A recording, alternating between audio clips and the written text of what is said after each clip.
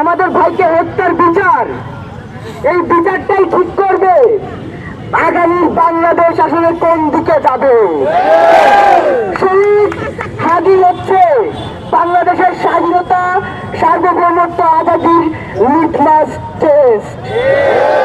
সুতরাং এই হত্যার বিচার যদি আমরা আদায় করে নিতে না পারি, আমাদের আজাদি, আমাদের জুলাই, আমাদের স্বাধীনতা, সার্বভৌমত্ব, আমাদের স্বাধীন সার্বভৌম সীমান্ত কখনোই শান্ত সুষ্ঠ থাকবে না।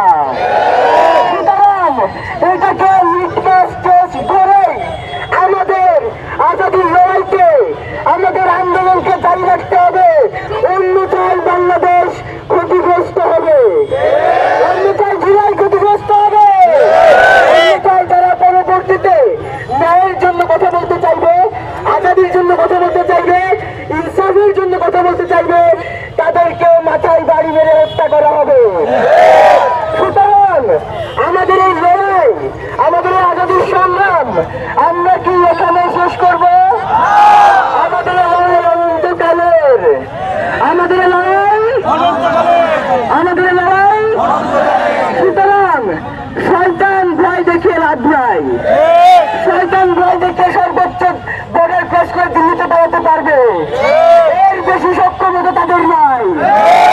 মাঝে একটা কথা দেখছিলাম সোশ্যাল মিডিয়াতে, সেটা হচ্ছে দেশের জনগণ যদি অপরাধ করে সেটার বিচার করে হচ্ছে রাষ্ট্র, রাষ্ট্র যদি অপরাধ করে সেটার বিচার কে করবে? বিচার করে নাই, দিল্লিতে পালাই নাই। সুতরাং উপদেষ্টা পরিষদে যেসব কুকর্মকারী অপরাধীরা বসে আছে আমরা তাদেরকে চিনি।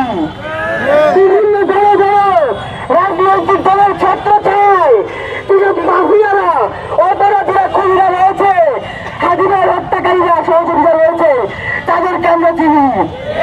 সুতরাং ন্যায় বিচার নিশ্চিত না করলে আমরা জনগণ তাদের মুখোশ উন্মোচন করবো এবং এই রাষ্ট্রের বিচার করতে, রাষ্ট্রের অপরাধীদের বিচার করতে পুনরায় জুলাই নামিয়ে আনতে বাধ্য হবে।